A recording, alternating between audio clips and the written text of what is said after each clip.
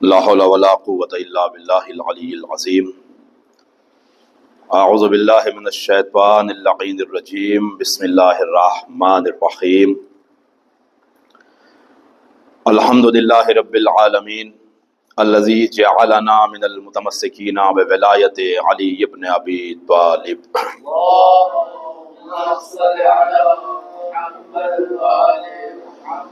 والصلاة والسلام علی رسول الثقلین محبوب رب المشرقین والمغربین جد الحسن والحسین سیدنا و مولانا بالقاسم محمد صلوات۔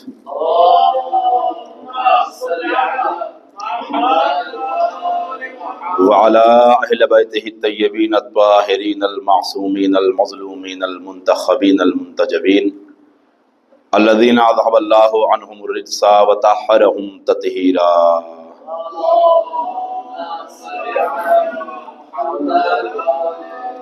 ولعنة الله على أعدائهم وقتلتهم وغاصبي حقوقهم ومنكري فضائلهم ومصائبهم أجمعين من الآن إلى قيام يوم الدين، أما بعد فقد قال الله سبحانه وتعالى وقوله الحق، بسم الله الرحمن الرحيم، وجعلناهم أئمة يهدون بأمرنا وأوحينا إليهم فعل الخيرات وإقام الصلاة وإيتاء الزكاة وكانوا لنا عابدين صلوات۔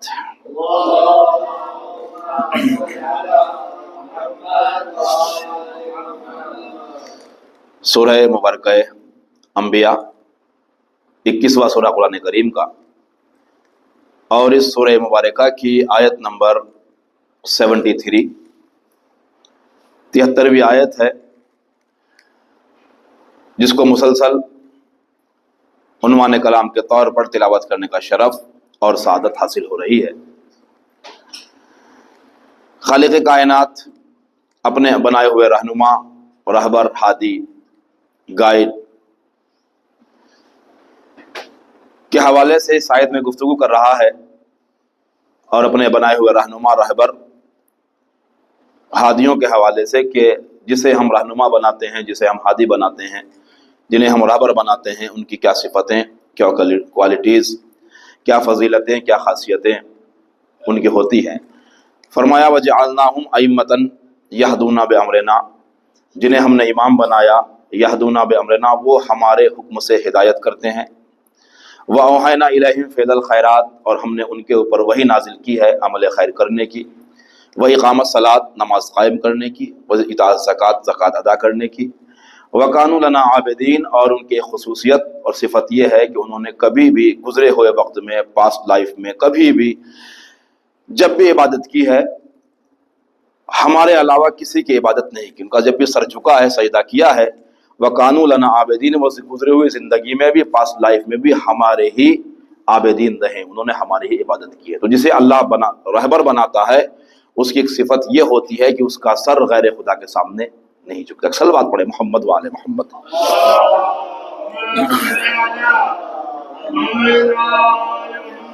اس کی صفت ایک یہ ہوتی ہے کہ اس کا سر غیر خدا کے سامنے نہیں جھکتا، اس پہ بڑے اختیارات ہوتے ہیں، ان کے جنہیں اللہ رہبر بناتا ہے، ان کی نماز، ان کی زکوٰۃ، ان کا روزہ، ان کا حج، ان کے خیرات و صدقات، ان کے روزے، مسلسل ہماری بات بیان ہو رہی ہے۔ ان کا اختیار، اہل بیت جنہیں اللہ ہادی بناتا ہے، رہبر بناتا ہے، ان کا اختیار کائنات پہ ہوتا ہے، ان کا کنٹرول دنیا پہ ہوتا ہے۔ سورہ مائدہ 5واں سورہ قرآن کریم کا، اور اس سورہ مبارکہ کی آیت نمبر 55، بسم اللہ الرحمن الرحیم، انما ولیکم اللہ ورسولہ والذین آمنوا الذین یقیمون الصلاۃ ویؤتون الزکاۃ وہم راکعون، تمہارا ولی صرف اللہ ہے، اللہ کا رسول ہے، اور وہ صاحبان ایمان ہے جو نماز قائم کرتے ہیں اور حالت رکوع میں زکوٰۃ دیتے ہیں۔ تو جنہیں رہبر بناتا ہے اللہ، ان کی ایک صفت یہ ہے کہ وہ نماز قائم کرنے کے ساتھ ساتھ زکوٰۃ دیتے ہیں۔ جنہیں اللہ رہبر بناتا ہے وہ نماز بھی قائم کرتے ہیں، اور نماز کے دوران ہی، نماز کے درمیان ہی وہ زکوٰۃ ادا کرتے ہیں۔ اچھا، وہ اللہ ولی ہے اور رسول ولی ہے، اور وہ جس نے حالت رکوع میں زکوٰۃ دی، یعنی علی ولی ہے۔ تمہارا ولی صرف اللہ ہے، اللہ کا رسول ہے، اور وہ جس نے حالت رکوع میں زکوٰۃ دی۔ اگر آپ دیکھیں تو دیکھیے اللہ ولی ہے، تو اس کا یعنی ولی یعنی حکومت۔ ایک صلوات پڑھے محمد والے محمد۔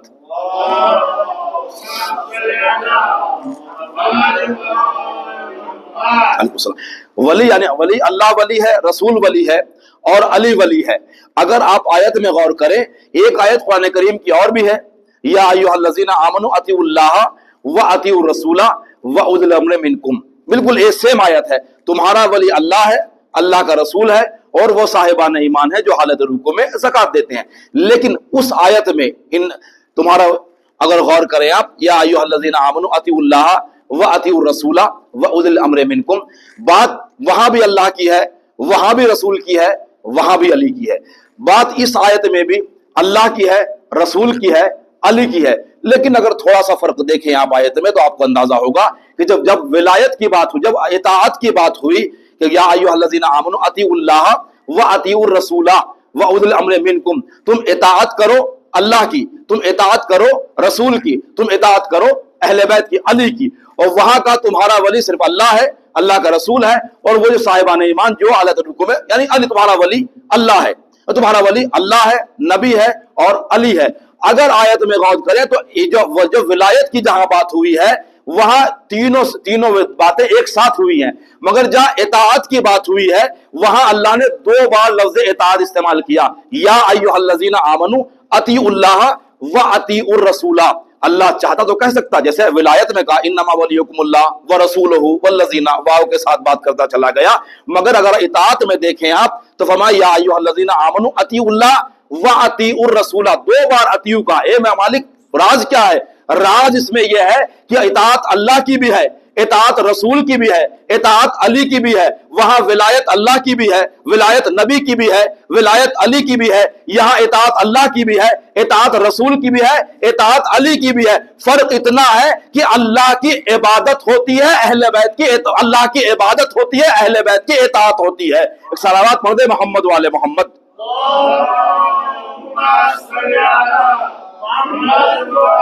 وہاں 2 بار اطیعوا کہنے کا مقصد یہ کہ وہ عبادت فقط اللہ کی ہے۔ آپ کسی امام کی کسی عبادت، ان کی اطاعت ہے، ان کی پیروی ہے، ان کو فالو کرنا ہے، یا ان کو فالو کرتے کرتے اللہ تک پہنچنا ہے۔ مگر جب بات ولایت کی بات آئی تو وہاں اللہ نے الگ نہیں کہا، ایک ہی بار کہا انما ولیکم اللہ، تمہارا ولی اللہ ہے، پھر فوراً انما ولیکم اللہ ورسولہ، تمہارا رسول ہے، والذین آمنوا، تمہارا ولی اللہ ہے، یعنی اللہ ولی، رسول ولی، علی علی علی علی ولی۔ اب جملہ یعنی جہاں تک، اس کا مطلب یہ ہے کہ جہاں تک ولایت، جہاں تک دائرہ ولایت خدا ہے وہاں تک دائرہ ولایت نبی ہے، اور جہاں تک دائرہ ولایت نبی ہے وہاں تک دائرہ ولایت علی ہے۔ جہاں جہاں تک اللہ کی حکومت ہے وہاں وہاں تک نبی کی حکومت ہے، جہاں جہاں تک نبی کی حکومت ہے وہاں وہاں تک علی کی حکومت ہے۔ اللہ اچھا اللہ ولی ہے، رسول ولی ہے، علی ولی ہے۔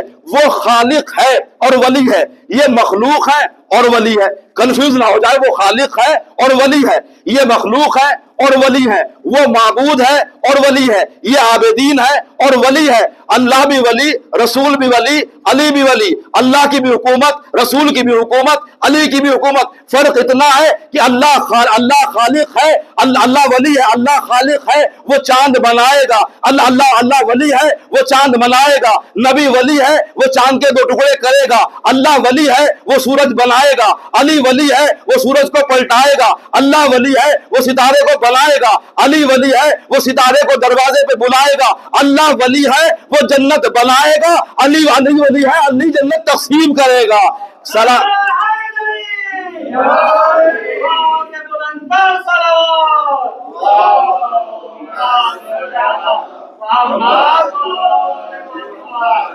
ولی وہ بھی ہے، ولی نبی بھی ہے، ولی علی بھی ہے۔ وہ خالق ہے اور ولی ہے، یہ مخلوق ہے اور ولی ہے، مگر ان کے اختیارات ہیں۔ وہ جنت بنائے گا، یہ جنت تقسیم کریں، کوئی نئی بات تو نہیں ہے نا۔ علی قسیم النار والجنہ، وہ جنت بنائے گا، یہ جنت میں بھیجیں گے۔ وہ ولی ہے، کوثر بنائے گا۔ علی ولی ہے، ساقی کوثر بنے گا۔ اس بات پڑھے محمد والے محمد۔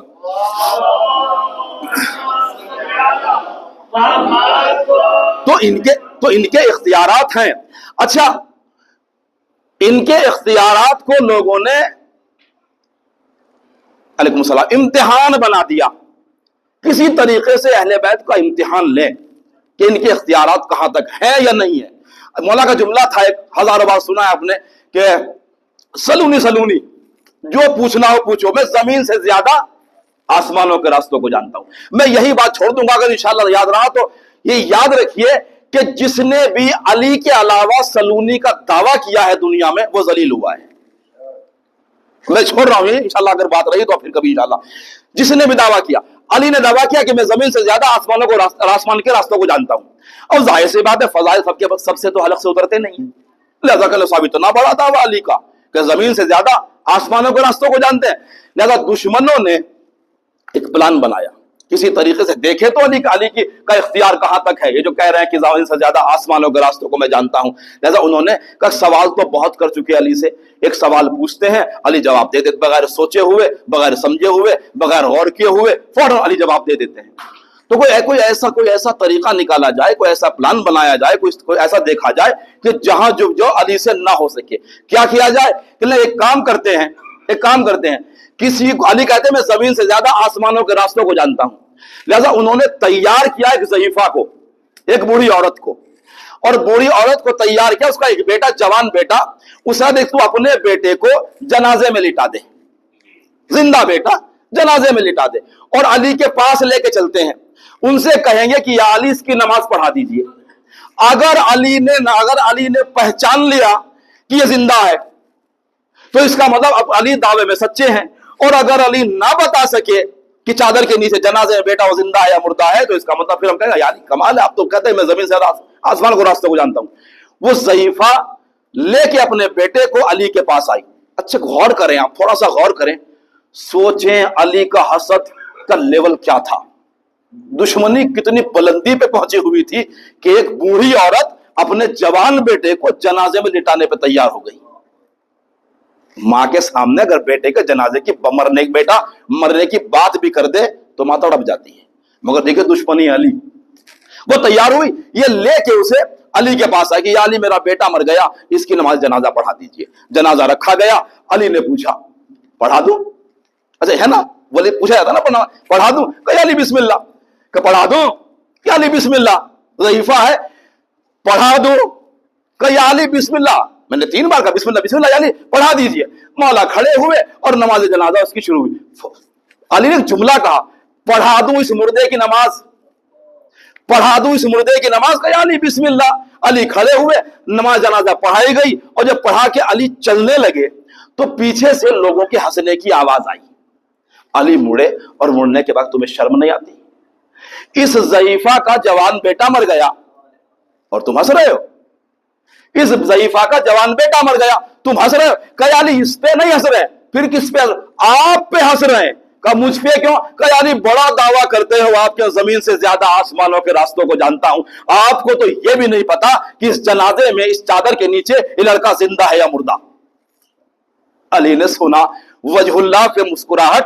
علی نے سننے کے بعد اچھا یہ زندہ ہے، اگر زندہ ہے تو اٹھاؤ، اگر زندہ ہے تو اٹھا کے لے جاؤ. اور وہ ماں آگے بڑھی، زندہ لے کے آئے تھا نا، ماں آگے بڑھی، اور آگے بڑھنے کے بعد سر سے چادر اٹھائی، کہتے اٹھ میرے بیٹے.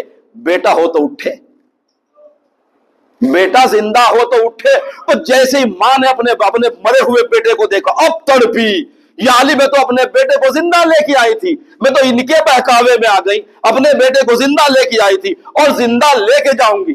اپنے بیٹے کو زندہ لائی تھی، زندہ لے کے جاؤں گی. فرمایا سن مولا، میرا مولا کہتا سن، جب مجھے پتا تھا تو اپنے بیٹے کو زندہ لے کے آئی ہے، میرا امتحان لینے کے لیے آئی ہے، مگر جیسے ہی میں نے پہلی بار کہا تھا پڑھا دوں اس مردے کی نماز، اس سے پہلے تیرا بیٹا زندہ تھا. مگر جیسے ہی علی نے کہا پڑھا دوں اس مردے کی نماز، جتنی دیر میں نے اسے مردہ کہا ہے، ملک الموت اس کی روح لے کے جا چکا تھا. صلوات پڑھ دیں محمد والے محمد.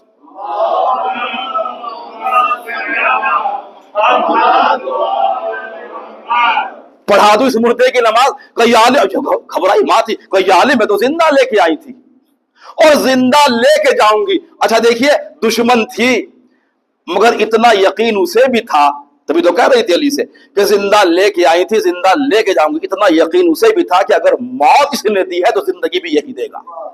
اگر موت اس نے دی ہے تو زندگی بھی. کہ علی میں زندہ لے کے آئی تھی تو زندہ لے کے جاؤں گی. مولا نے مصلی بچھایا, میں نے اس واقعہ چھوڑ دیا, مجھے آگے بڑھنا ہے. مصلی بچھایا اور بچھانے کے بعد نماز پڑھی. نماز پڑھنے کے بعد روایتیں ہیں کہ وہاں کہتے ہیں قم بإذنی, اٹھ میرے حکم سے. مولا کا جملہ بتا رہا ہے میرے حکم سے اٹھ, اپنے ہی حکم سے بھیجا تھا, اٹھ میرے حکم سے. اب جیسے وہ بیٹا اچھا مردہ تھا, زندہ ہوا تو علی کا کلمہ پڑھتا ہوا اٹھا. زندہ ہوا تو علی کا کلمہ پڑھتا ہوا اٹھا. میں نے کہا مولا جب آپ کو اپنے حکم سے زندہ کرانا تھا اور اسے زندگی دینی ہی تھی, زندگی دینی تھی, تو یہ نماز پڑھنے کی ضرورت کیا تھی, مصلی بچھانے کی ضرورت کیا تھی؟ مولا نے فرمایا, مولا آواز جواب دیں گے تمہیں نہیں پتا, ہم ہر جگہ اس کی توحید پہچنواتے ہیں. یقیناً اگر موت میں نے دی ہے تو زندگی بھی میں نے دی ہے, مگر نماز پڑھ کے مصلی بچھا کے نماز پڑھ کے دنیا کو بتایا کہ لائق عبادت وہ ہے مگر موت دینے کا اختیار علی کو بھی ہے. صلوات پڑھ دے محمد والے محمد.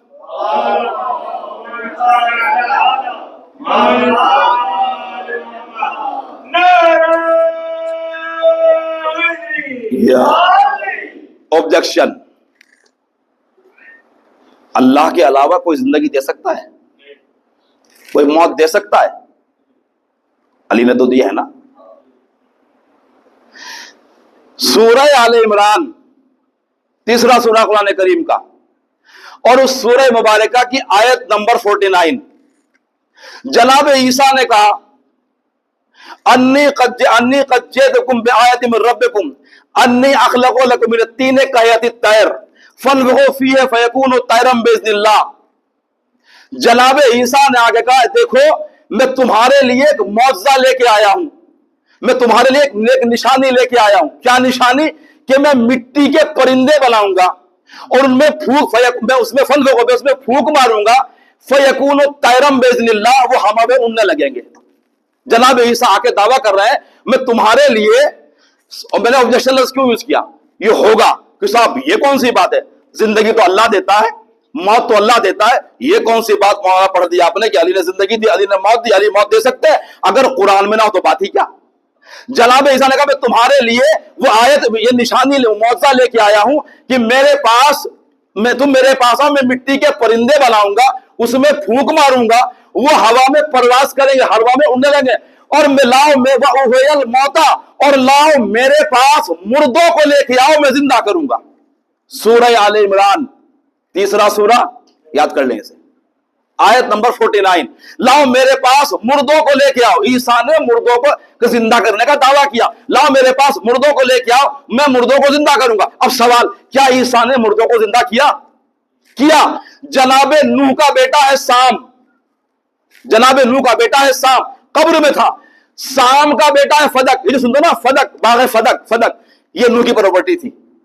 نوح کا بیٹا تھا سام, سام کا بیٹا تھا فدق, اس کا نام ہی فدق تھا, اسی کی ساری پراپرٹی, اس کا نام فدق رکھا گیا جو فاطمہ سے چھینا گیا تھا. صلوات پڑھے محمد والے محمد.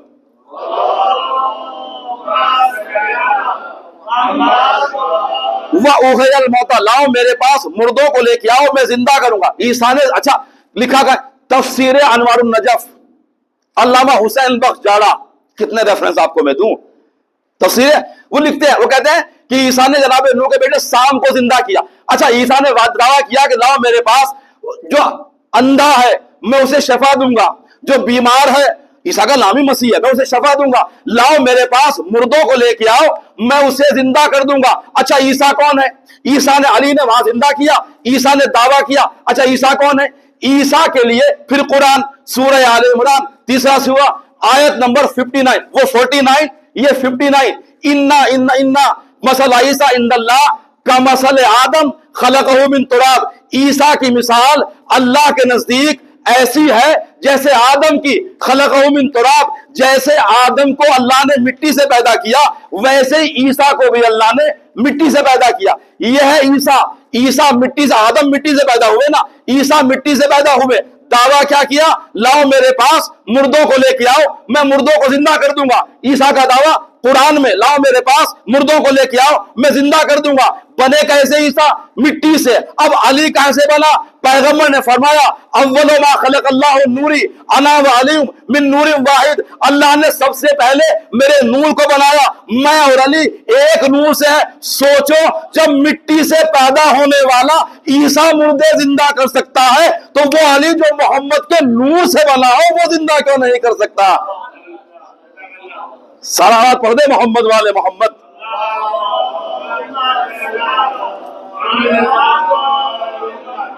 ہے نا؟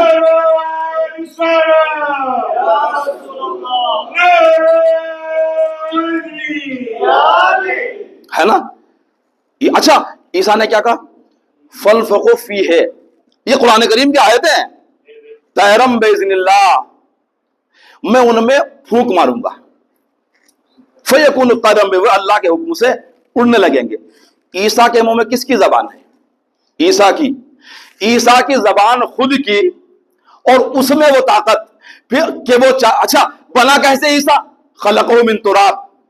عیسیٰ کی مثال آدم جیسی ہے اور اللہ نے انہیں مٹی سے پیدا کیا ہے. عیسیٰ ہے تراب, علی ہے ابو تراب. عیسیٰ ہے, کبھی کبھی سو جاتے ہو آپ, عیسیٰ ہے تراب, علی ہے ابو تراب. عیسیٰ کے منہ میں ہے عیسیٰ کی زبان, علی ہے لسان اللہ. جب عیسیٰ اپنی زبان سے مردے زندہ کر سکتا ہے تو جس کی زبان لسان اللہ ہو وہ مردے زندہ کیوں نہیں کر سکتا؟ صلوات پڑھ دے محمد والے محمد.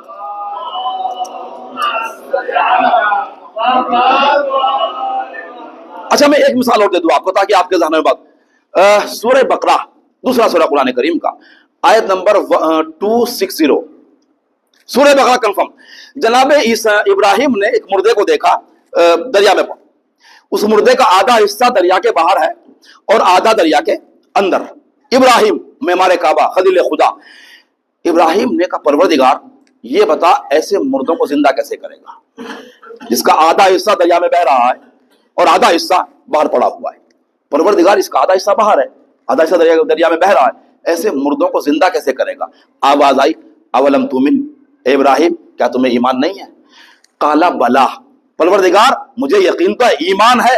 لیطمئن قلبی, مگر میں پوچھ سے لے رہا ہوں تاکہ میرا نفس مطمئن ہو جائے, تاکہ میرا دل مطمئن ہو جائے. کون ہے ابراہیم؟ خلیل خدا, معمار کعبہ, اللہ کا دوست. انبیاء میں رسول کے بعد سب سے ہائی سٹیٹس جناب ابراہیم کا ہے. وہ کہہ رہے پروردگار مجھے رب ارنی کیف تحیی الموتیٰ, پروردگار مجھے دکھا ایسے مردوں کو زندہ کیسے کرے گا جس کا آدھا حصہ دریا میں بہ رہا ہے اور آدھا دریا کے باہر ہے.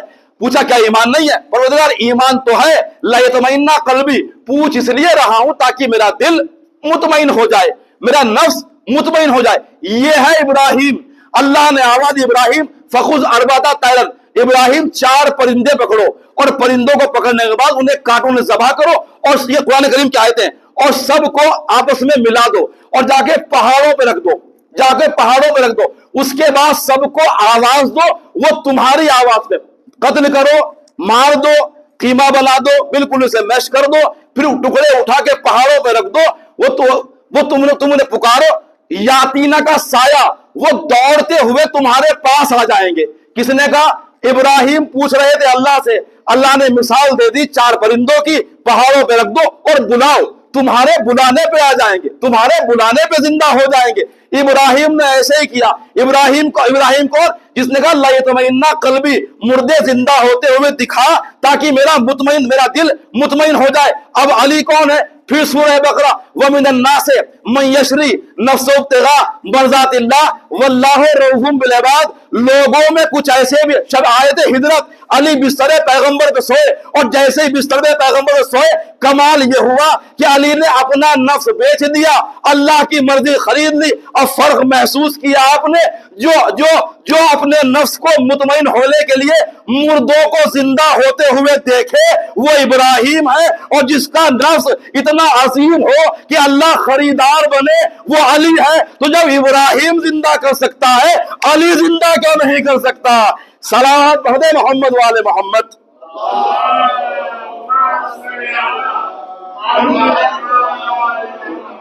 ہے نا؟ جب ابراہیم مردہ جانوروں کو زندہ. اچھا ایک شیعوں پہ ایک اعتراض ہے، جانتے ہو کیا ہے؟ یہ شیعہ مرنے کے بعد تلقین پڑھتے ہیں نا، ہمارے تلقین ہمارے یہاں، اور پھر وہ بازو پکڑ کے وہ اسماعیف ہم کہ پاگل ہو گئے، مردوں کو سنا رہے ہیں، مردوں کو. وہ تو مر گیا، ابھی کیا سنے گا؟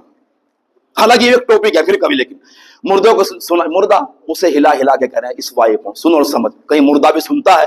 یہ شیعہ عقل کے کم ہے، پاگل ہو گئے، مردوں کو سنا رہے ہیں. اچھا ہم پہ کم عقلی کا الزام بعد میں لگانا، پہلے ابراہیم کو دو گا. ہم تو پھر بھی انسانوں کو سنا رہے ہیں، ابراہیم تو مردہ جانوروں کو بلا رہا ہے. صلوات پڑھ دیں محمد والے محمد.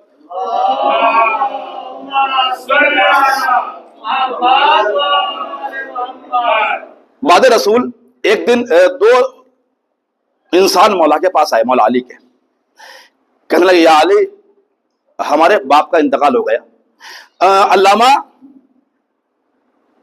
بحرانی وہ لکھتے ہیں کہ فرماتے ہیں کہ دو انسان مولا کے پاس آئے اور آنے کے بعد مولا ہمارے باپ کا انتقال ہو گیا تھا اور ہمارا جھگڑا میراث میں ہے، کچھ وصیتیں تھیں، کچھ بات رہ گئی ہے اور ہمیں اپنے باپ سے پوچھنا ہے.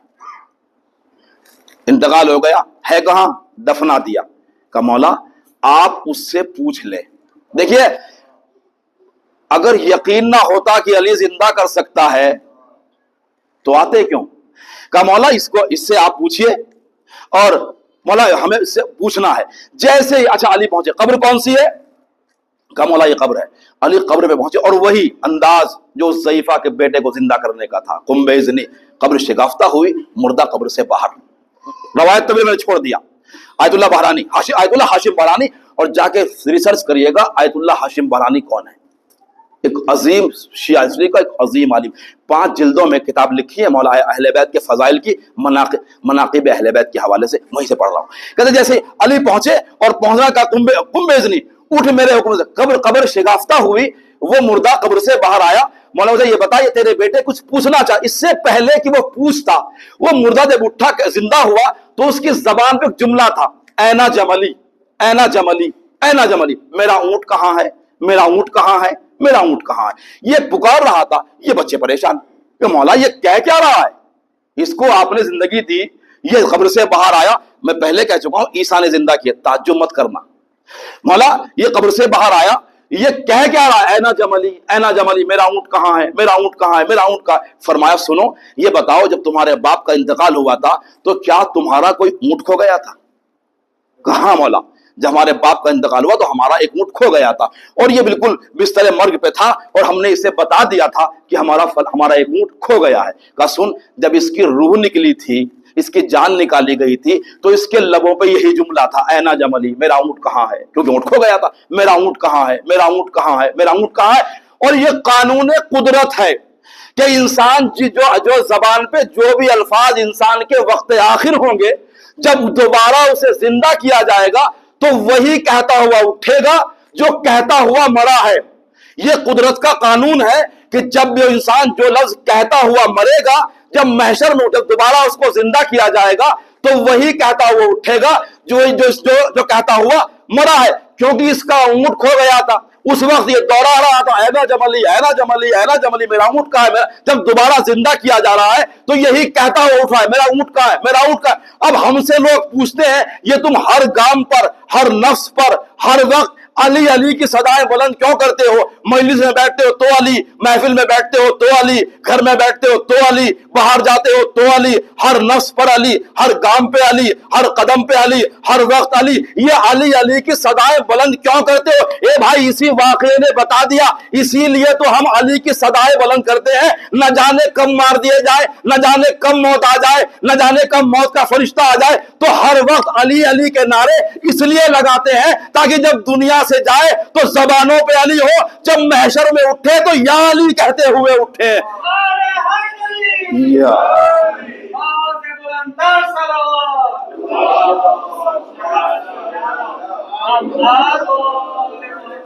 یہ علی کی صدائیں اسی لیے ہے، یہ ہر وقت ہے نا. کبھی کبھی اعتراض بھی ہوتا ہے کہ ہر روز علی علی.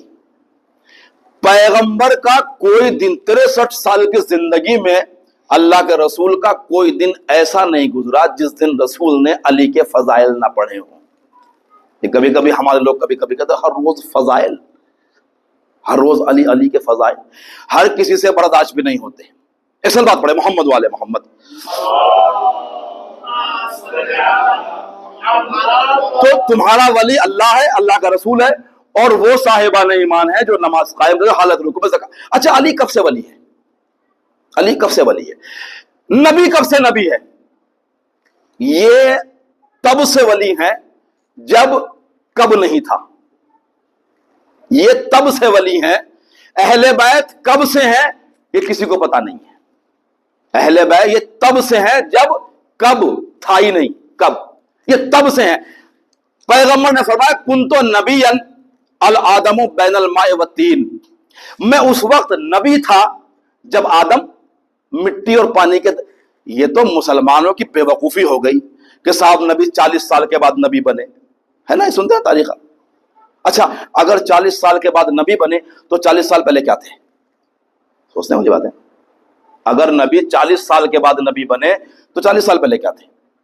نہیں، نبی نے کہا کنت نبیا الآدم بین الماء والطین، میں اس وقت نبی تھا جب آدم کو بنایا جا رہا تھا، جب مٹی اور پانی آدم کا بنایا جا رہا تھا آدم کو، اس وقت میں نبی تھا. ایک دن پیغمبر یہی بیان کر رہے تھے کنت نبیا الآدم بین الماء والطین، میں اس وقت نبی تھا جب آدم مٹی اور پانی کے درمیان تھے. کتنی بار پیغمبر نے یہ حدیث 17 بار گئی، 17 بار پیغمبر نے حدیث پڑھی. کنت، نہ جانے کس کا انتظار اللہ کا رسول کر رہے تھے. مسجد نبی ہوئی ہے، نبی ہے، بھرا ہوا مجمع ہے، اصحاب کرام بیٹھے ہوئے، پیغمبر نے پڑھنا شروع کیا کنت نبیا الآدم بین الماء والطین، میں اس وقت نبی تھا جب آدم مٹی اور پانی کے درمیان تھے. میں اس وقت نبی تھا جب آدم مٹی اور پانی کے درمیان تھے. ابھی نبی پڑھ رہے تھے، مسجد کا دروازہ کھلا، علی داخل ہوئے. نبی نے کہا کنت نبیا الآدم بین الماء والطین، میں اس وقت نبی تھا جب آدم مٹی اور پانی کے درمیان تھے. علی نے فوراً کہا کنت ولیا الآدم بین الماء والطین، میں اس وقت ولی تھا جب آدم مٹی اور پانی کے درمیان تھے. تو یہ نہ دیکھو یہ نبی کب سے ہے، علی کب سے ہے، ولی کب سے ہے، نبی کب سے ہے. جب سے تمہارا نبی نبی ہے تب سے علی ولی ہے. صلوات پڑھ دے محمد والے محمد.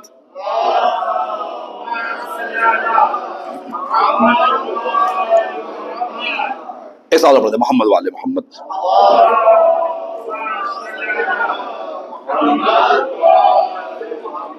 یہ اہل بیت کب سے ہیں؟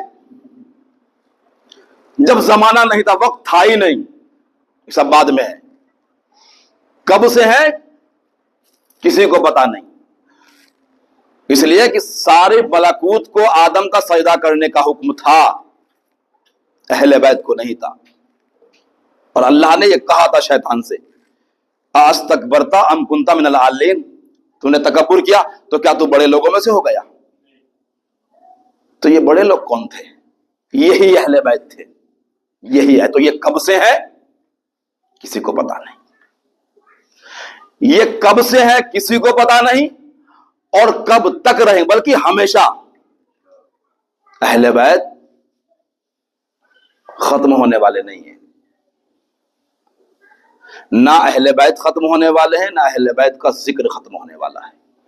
یہ جو عزاداری آپ منا رہے ہو نا، حسین کا ذکر، جانتے ہو واقعا آپ یقین کرو کہ آپ بڑے خوش نصیب ہو، اتنی آسانی سے بیٹھ کے آسانی سے حسین کی عزا کر رہے ہو. ورنہ نام حسین لینے پر لوگوں کی زبانیں کاٹ دی گئی، ہاتھ کاٹ دیے گئے، گھر جلا دیے گئے. کیوں؟ کہ اس گھر میں حسین کی مجلس برپا ہو رہی تھی. مگر بند ہوئی نہیں. کیوں؟ فاطمہ زہرا کی دعا کا نام ہے مجلس. صدام نے 30 برس عزاداری کو بند رکھا ہے. کتنے برس؟ 30 برس میں جو چھوٹے بچے تھے جب 30 سال کے ہوئے انہیں کچھ پتا ہی نہیں تھا. جو بوڑھے جو 30 برس کے تھے 30 کے بعد وہ ضعیف بوڑھے ہو گئے.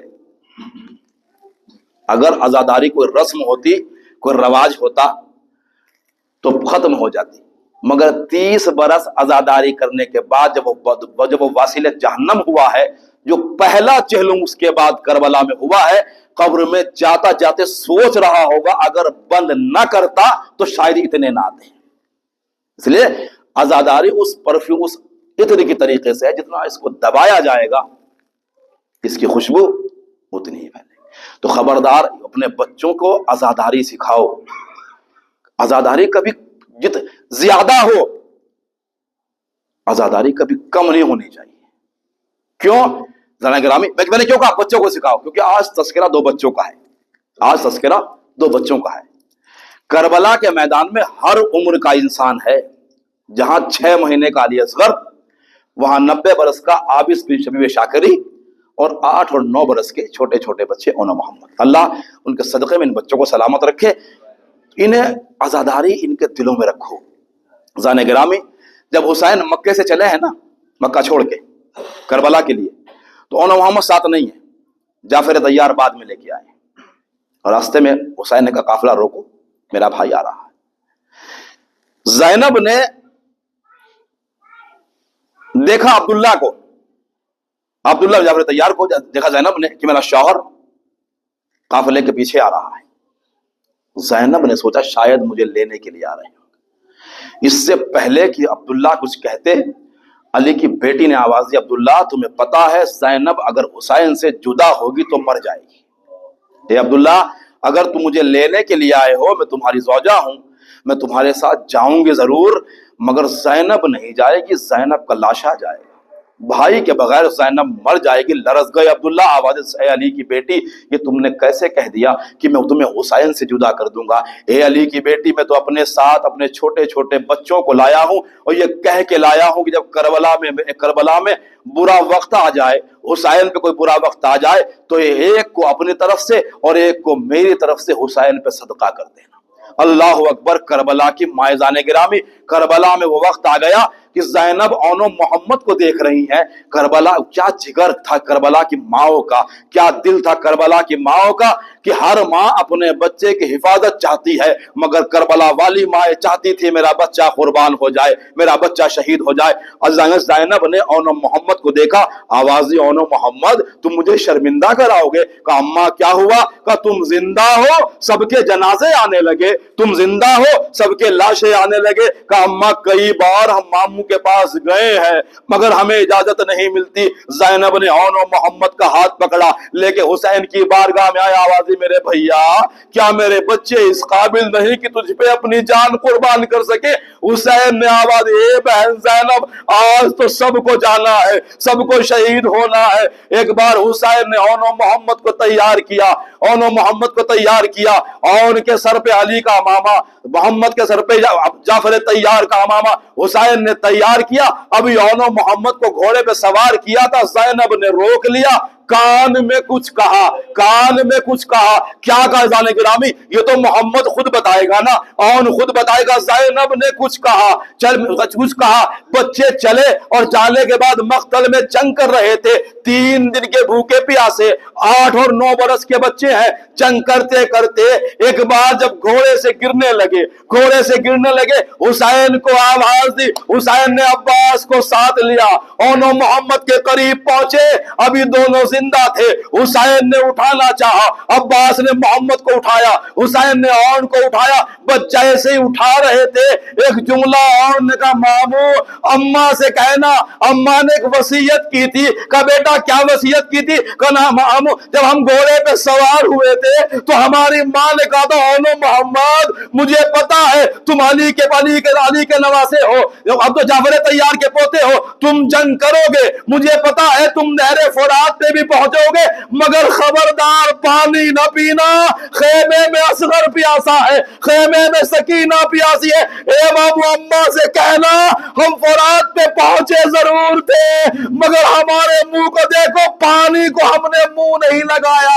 عزیزان گرامی، حسین لاشا لے کے، عباس لاشیں لے کے خیمے کے قریب آئے، بیویوں میں کوہرام، اے زینب تیرے بچوں کے لاشیں آ گئے۔ زینب قریب آئی، اپنا ایک ہاتھ اون کے سینے پر، ایک ہاتھ محمد کے سینے پر، سر سجدے معبود میں، اے پروردگار میری قربانی قبول کر لے، میری قربانی قبول کر لے۔ عزیزان گرامی، زینب اپنے بچوں پہ روئی نہیں تو کیا کبھی نہیں روئی؟ نہیں روئی علی کی بیٹی، کربلا میں شہادت ہو گئی، زینب نہیں روئی۔ شام کا وقت آیا اور شام میں جب سر آنے لگے، ایک بی بی ایک دشت میں دو ننے ننے سر لے کے گھوم رہی تھی، جب کسی نے سر نہ لیے تڑپ کے اس بی بی نے کہا ارے کیا ان بچوں کی ماں مر گئی، سب نے سر لے لیے، یہ دو ننے ننے سر ہے، کوئی لینے والا نہیں۔ تڑپ کے علی کی بیٹی نے کہا ارے میں ان کی دکھیاری ماں زندہ ہوں، مگر یہ تو بتا میں فاطمہ کے لال کا ماتم کروں یا اپنے بچوں کا ماتم کروں؟ زینب تب بھی نہیں روئی، لیکن عزیزان گرامی آ گئی زینب شام سے چھٹ کے مدینے۔ اب جو گھر پہنچی دو ننے ننے مسلح دیکھے، تڑپ گئی زینب، آواز دی اے اولو محمد، ارے تمہاری ماں تمہاری جدائی میں مر جائے گی، اے اولو محمد آؤ ماں کا سہارا